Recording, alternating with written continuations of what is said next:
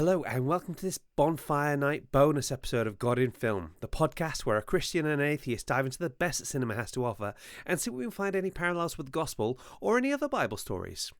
I'm poet and Roman candle maker Giles Goff. And I am sauce maker and part-time Catherine wheel, Phil Coleman.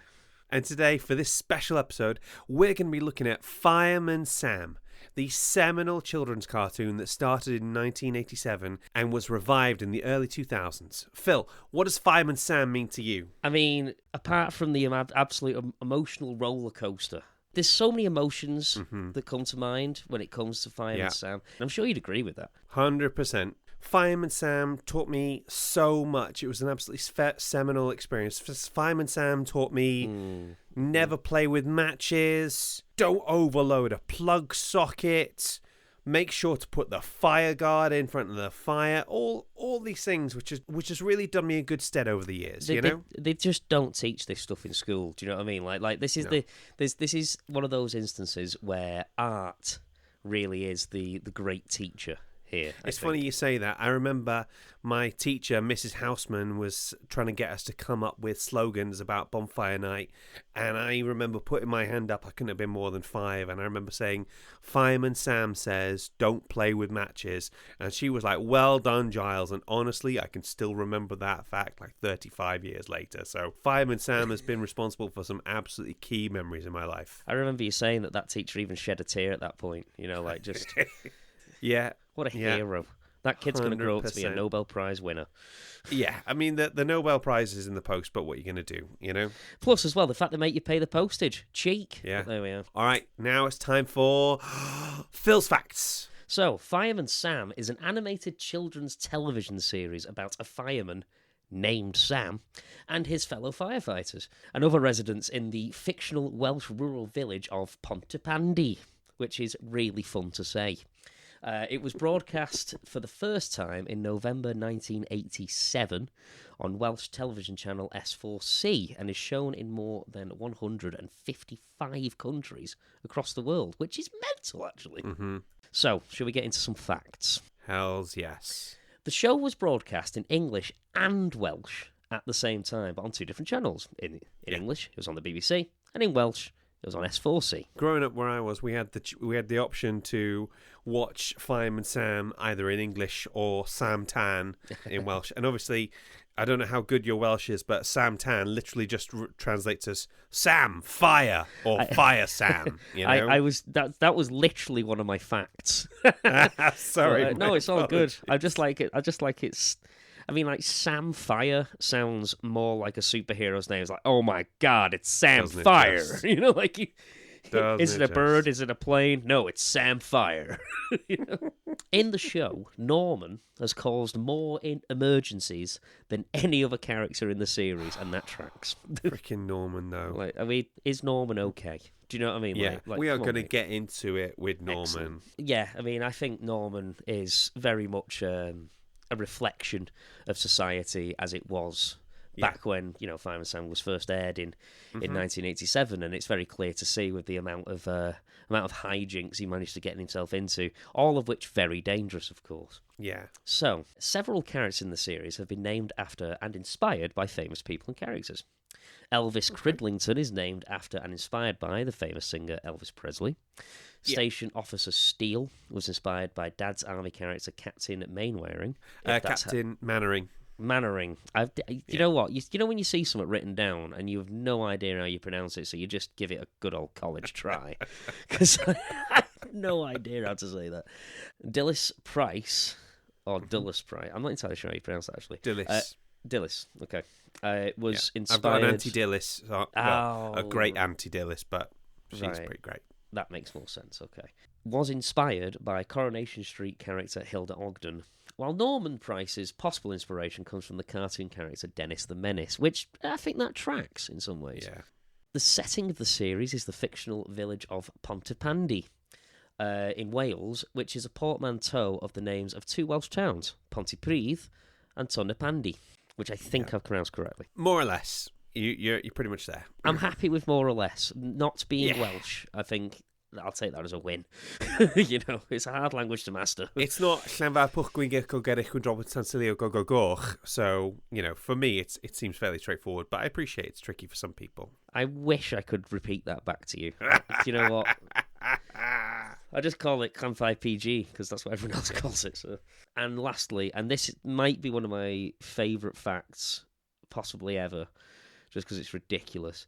The Independent Film Association of Schools in Ireland started a petition for the show to be translated into... Now, it says Irish here, but I imagine it's probably like Irish Gaelic, something like that. They started a petition for the show to be translated into, I'm going to say Gaelic, for the 20 viewers in the county of Galway. Because those 20 viewers...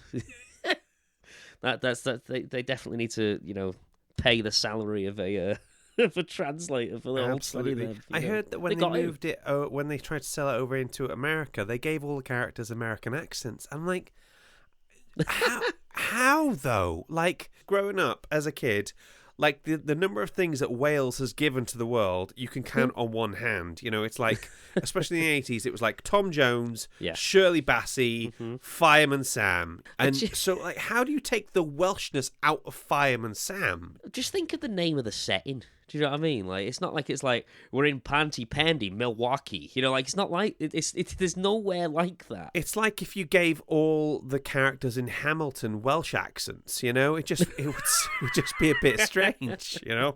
Hello, George Washington, Inui. Yeah. It wouldn't quite work. Just imagine Hercules Mulligan. I need no introduction. I'm sorry for the terrible Welsh accent. Anybody in Wales, please don't come. Not for the first time. America, have a word with yourself, please. Yeah, just have a long, hard stare in the mirror and stop. Anyway, that is my fact. Fantastic. Okay, Phil, I'm not going to lie. I think 50 or so episodes in, I have absolutely outdone myself when it came to this guest. I've not told you it is. I want your reactions to be nice and fresh. This is probably the biggest get that we've ever had for the podcast. That's a bold claim to make. 100%. We've had some great guests. Yeah, we've had some pretty great guests. I tell you what, you start listening to it now and you can judge for yourself. Okay. Here we go. Hello, I'm Sam Jones, and I'm best known as Fireman Sam, or Sam Tan if you prefer. And I'm a senior firefighter for the Pontypandy Fire Service in South Wales. Sam, it's such a pleasure to have you with us today. You've always been something of a hero of mine, and it's an honour to have you on the podcast. Oh, thank you very much. Likewise, me and the boys really enjoy listening to your podcast while cleaning down Duke to the engine. That Phil is a character, isn't he? He certainly is. Okay, let's get straight into it. What is the biggest challenge you face in the run-up to Bonfire Night? Well, I think it's a constant battle, trying to educate people about fire safety on Bonfire Night. There's the obvious things, like always leave dealing with the fireworks to an experienced adult. Mm-hmm. Never putting fireworks in your pocket. Yeah. Never going back to a firework once it's been lit. Yeah. And to never touch the hot end of a sparkler. But for us, what's frustrating is the amount of people setting off fireworks outside of Bonfire Nights. Fireworks can be very scary for animals who should always be kept inside on Bonfire Night. And on the 5th of November, people expect there to be fireworks and can prepare for them. But when they're going off unexpectedly, it can be very scary, especially for the animals who might be out nearby. Yeah, definitely. People need to learn to use fireworks responsibly. That brings me to my next question. Some critics have noticed there's a very high number of accidents in Pontypandy, which is comparatively quite a small town. What would you say to the people who say you don't spend enough time on educating people about fire safety? Well, listen here, right? You've got to remember that Pontypandy Fire Service actually hosts 4 emergency services. We have the fire and rescue team, the ocean rescue team, the mountain rescue team, and the paramedics. Now, it's important to remember that despite all these things we offer, we're still an incredibly small team. There's me, Station Officer Steele, Elvis, Trevor, our auxiliary fireman, and more recently, Penny. Now that's barely enough to cover one shift. Mm-hmm. In England, they're looking at a reduction of firefighters by 20% since 2010. Yeah. And our colleagues in North Wales are potentially facing further cuts that put lives at risk. Yeah. Now, don't get me wrong. Everyone here has high levels of training to deal with various types of emergencies. And we're always in a high state of readiness. I, for one, can put on my coat and hat in less than 7 seconds flat. But there's really only so much you can do. 100%, yeah. Listen, I totally agree. That actually brings me to another point I was going to make, Sam. Do you ever find that this devotion to your job impacts your private life in any way? You've been a bachelor for some time now, so I'm just wondering if it's difficult to form any meaningful relationships with such a demanding job. Well, I'm glad you've asked me that, because the thing I really want people to know is... Oh, there goes a fire bell. Oh, best be off. Lovely talking to you. Okay, all right, okay. Thank you so much for talking to us, Fireman Sam.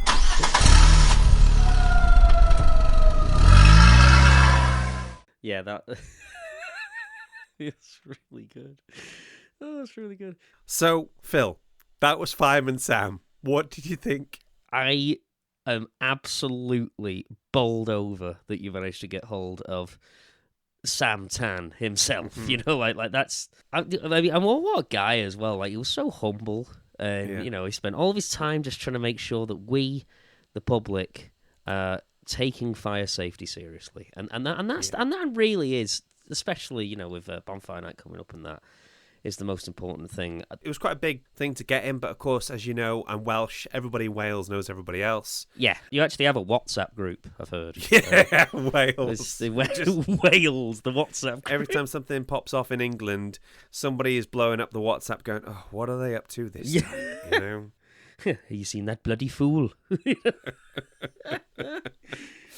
Now it's time for... Finding their faith in the film. So obviously, there are many lenses through which we can observe Fireman Sam. If you think about it, Wales was the first country ever to get colonised by the English. And I think the fact that Station Officer Steele is very clearly not only English, but represents that kind of ruling class, and the fact that he's in charge over the Welsh characters, I think there is an implicit criticism going on there. There's a conciliatory sort of tone in there, because obviously Steele's a good dude. He does his job. He gets everything looking absolutely shipshape. But it's the fact that Sam is the titular hero in this, the criticism is there. I know it's Fireman Sam, and it should really be. Station Officer Sam. I think he's earned his stripes. There was one point where he got offered station officer of the neighbouring town of Newtown, but he had to turn it down because he felt that Pontypandy just needed him too damn much. And I see a lot of the heroism in that. He goes where he's needed. He's not interested in the promotions. He's not interested in the titles. He's just there to do the job. I guess you could say that Newtown, Fireman Sam is the hero that they deserve, but not the one they need right now. So yeah. The one character we will be focusing on quite a bit is Norman. Norman. Okay. Yes. Now, obviously, some critics over the years have theorised that gingers have no souls, and that's why Norman is quite as terrible as he is. Yes, I have heard about this, the soullessness of people with, red hair. Yeah, I've done a lot of thinking and a lot of praying on this issue, and kind of really dug into the exegesis. I've come to the conclusion that I believe gingers do have souls, right? Even if they're not apparent, even if it's not obvious. I mean, I guess a soul can be veiled in some way by the actions of the individual. Yeah, and Norman is flipping. He's never done with doing these kind of actions. Yeah. And the episode I wanted to draw your attention to was Norman's pitfall. Okay. And I'm sure I know you know this one. I shouldn't have to explain it for you, but for the listeners at home, I'll give you just a general sort of synopsis of what happens. I mean, for me, it's every Christmas day. You know what I mean? It's It's a Wonderful Life. It's So Fireman Sam's nephew and niece are out having a picnic outside, and flipping Norman comes along, right? And there's one moment where he's just pull yourself together, Northern. Yeah, Northern. Have a word with yourself. Norman comes along and steals a cream cake. And then it's one of the beautiful moments where the retribution is swift, because at that point, the bees are actually attracted to the cream cake. And he's running away. He's trying to get away from the bees, but he's still carrying the cream cake.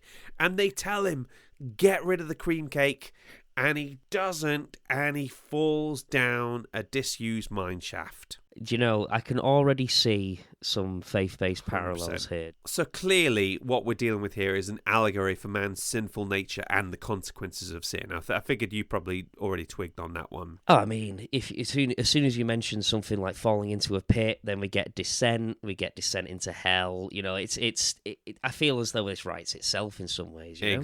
Exactly. So Norman knows that he's doing the wrong thing. He does it anyway.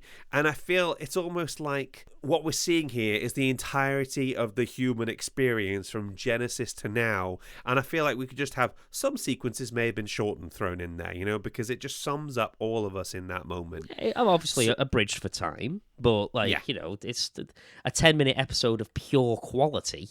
Oh, sometimes you've got to cut out the fat, trim the fat. That's the term, isn't it? Yeah. Trim the fat. He falls into this situation, and who gets him out without even thinking about it? You know what? You don't even have to say, but I'll let you say it anyway. Fireman frickin' Sam. Okay. Fireman. Not only that, G. you got Sam, you got Elvis, and Station Officer Steele. Oh, yes. Effectively, Pontypandy's very own Trinity coming down to save him. You know? Oh yeah.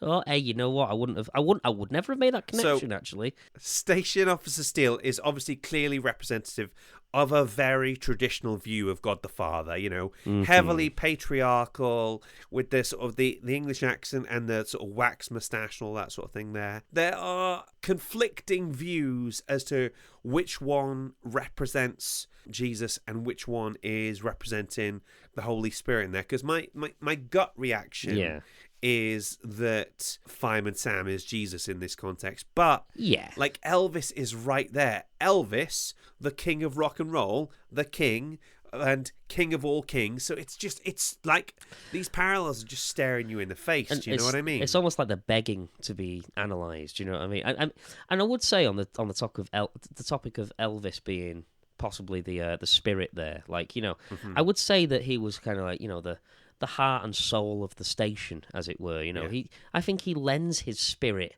to the morale of the team. So, but that's just 100%. My layman's knowledge for better terms. You know, yeah, love it. And obviously, they come in, they save him, they get him out. And the thing is with Norman, we know he wants to be better. We know he's trying to be better than who he is. But we also know he's gonna screw up, don't we? He's yearning for redemption, but at the end of the day, he is only human and ginger. Yeah, he's yearning for redemption, but he knows he's gonna screw up. So, and do you know what? When he does screw up, whenever that happens in the future, Fireman Sam is there on time. He is. He'll come in to save him, irrespective of whose fault it was or anything like that. He's constantly gracious in these situations, and I think the parallels are just obvious, you know? Well, I mean, he is the hero next door at the end of the day, and much in the same way Jesus is, especially if you live next to a church.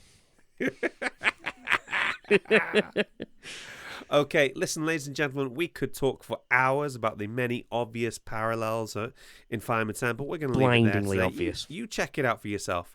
We have some reviews. We got a brilliant one from Big Picture Man on Apple Podcasts. Love that guy.